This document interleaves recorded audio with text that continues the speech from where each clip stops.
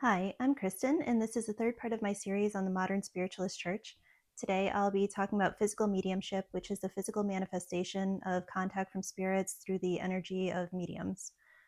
So, to get right into it, I used to be a member and a board member of a spiritualist church in New England, and I had taken regular mediumship classes for quite a while, at least a year, before I was invited to join a physical mediumship group. So the physical mediumship group was a lot more restricted and restrained than the mental mediumship group because there was a level of danger that goes into physical mediumship that I believe a lot of people are not really aware of until they actually start joining and taking part in these types of activities. So with physical mediumship, you might be familiar with the old time type of photographs of spirit coming out of mediums' bodies in the form of ectoplasm. So in old time pictures, you would see what looks like a cheesecloth or uh, linen that would come out of somebody's mouth or out of their hands or somewhere from their body and kind of pulling up and taking on the face of somebody that's in spirit. And back in the early 1900s, I would say there was a lot of fraud that was going on as these spirit photographs were coming out. They were very rare, and people wanted to kind of emulate it. Back in those days, mediumship was really popular as a pastime, as an activity. Um, and so, yeah, a lot of people would just say like, "Oh, well, like look at the gifts that I have. Look at what I can manifest." And so there would be a lot of kind of falsified pictures of ectoplasm. But in reality, ectoplasm is an actual part of physical mediumship. It is a way that spirits manifest and make themselves known in our realm outside of the kind of afterlife. When I joined this physical mediumship class, I was told that only select people that are kind of really stable and able to keep their cool were allowed to join.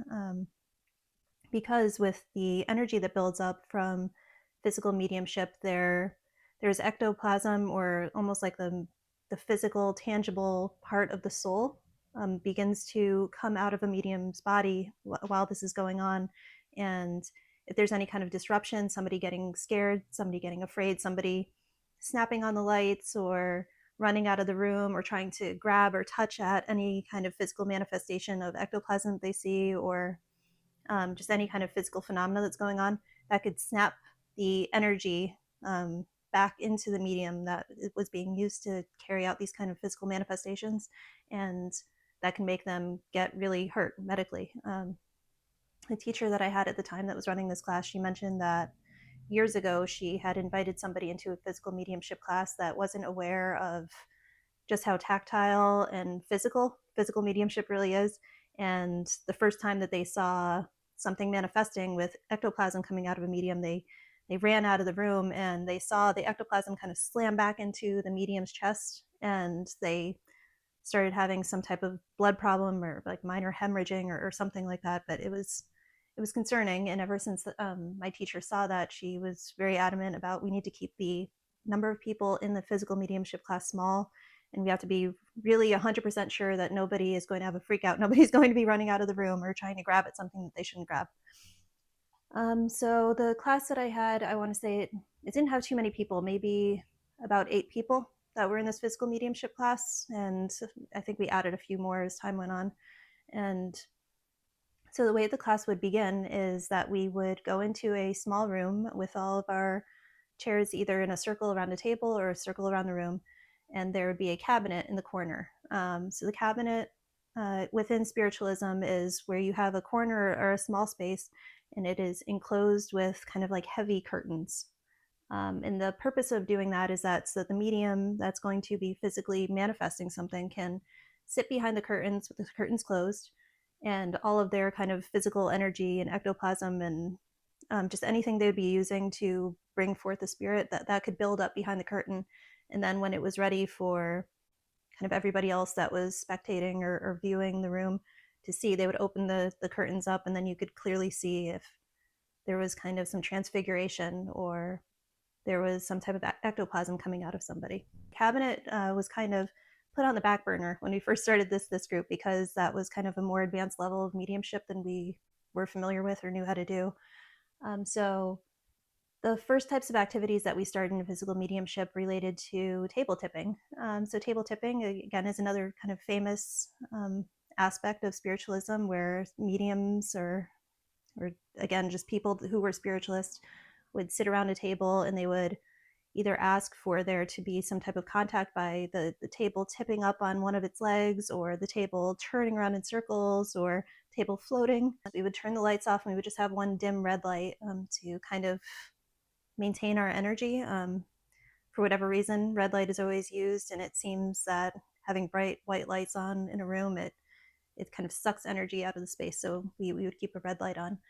And so we would sit around this table and we would begin to sing. And so the teacher that I had at the time, she really enjoyed singing like row, row, row your boat, and was kind of like, well, put everything that you have into it and just sing it as loud as you can and kind of as happily as you can. And kind of having that energy and that reverberation going through the room, it helps to kind of build up physical energy from all of us going into the center of our circle and kind of into the table. And so I remember one of the first times that we had practiced table tipping, I saw in the dark like all these kind of like little sparkle explosions that were happening over the table. So it was still pretty dark even with the red light, and I was seeing like purple and green and bright white, and it was just like these like little pops like you see like coming off of a sparkler, or kind of like one of those super sparkly fireworks. And so that was really cool, and it was fun for us to say like, did anybody else see that? And like we were all kind of comparing like, well, what colors did you see? And we were all seeing the same thing. And then we would ask questions like, is somebody here right now? And you would kind of hear this big heavy wooden table kind of like groaning. And depending on the day that we were having a class, we would either start to feel the table underneath our fingertips like turning around in a circle, or you'd feel it kind of like just moving up. And so as far as like preventing fraud, one of the big parts of starting table tipping was that everybody has to have their hands like flat on the top of the top of the table. And so you couldn't have a thumb underneath so that you couldn't pull it up. You couldn't have a thumb so that you could kind of like get some leverage to start turning it. Like all of us had our hands just completely flat on the table.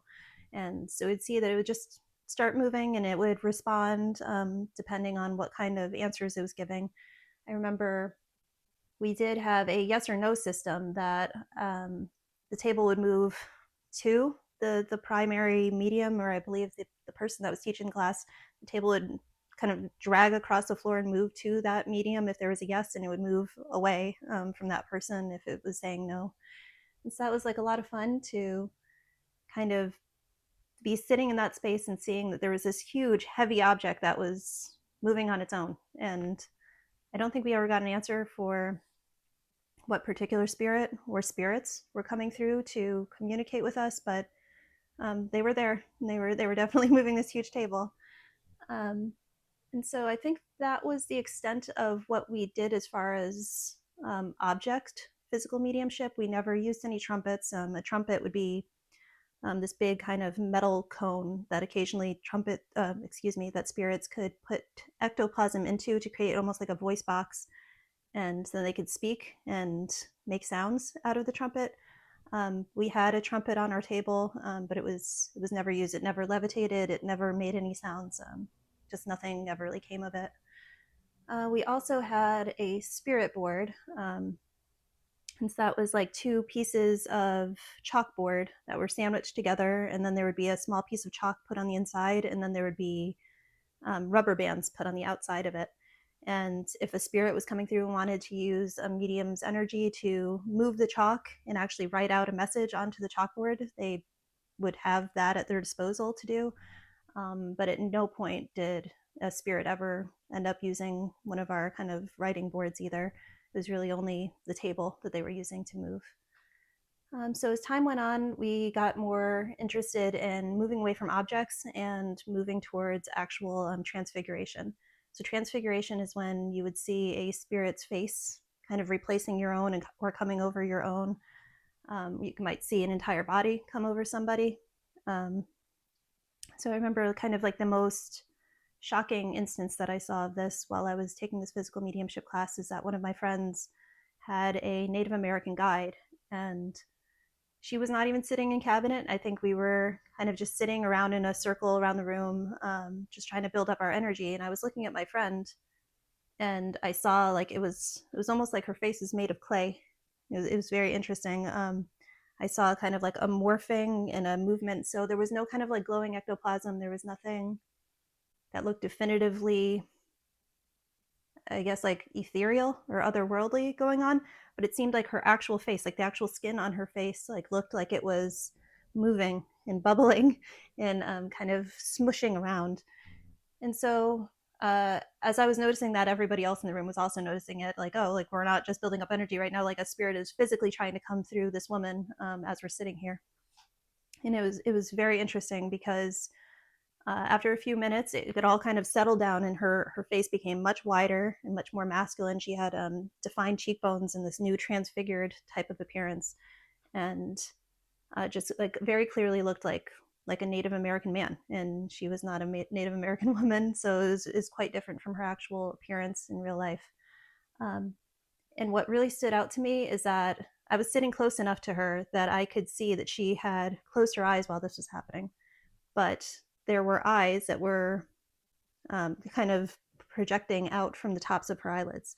So while she was sitting there and I could see her eyelashes facing downwards, there was um, eyes with just piercing eyes that were staring at me, like slightly across like this very tiny room. And I would see that like occasionally they would kind of like move and then look at somebody else in the room. Then again, because I was sitting right across from her, it would like come back and just look straight at me. And it was really impactful. That was not something I had ever seen before. I had seen an apparition probably around the same time or maybe a year earlier, and the apparition I saw was just kind of far away, and it was like a solid, tall figure. But I couldn't get a good look at the face.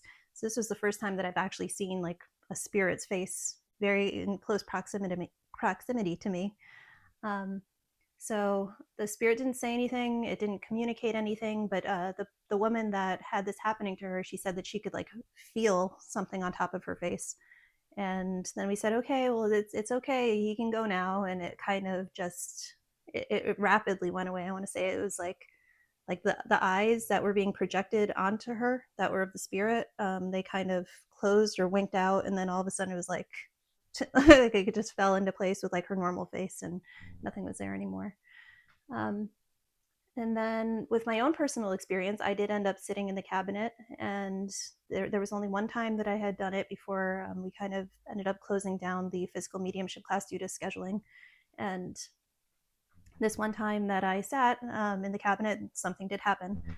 So while I was sitting with the curtains closed, I felt like almost like a full body vibration that was going through me.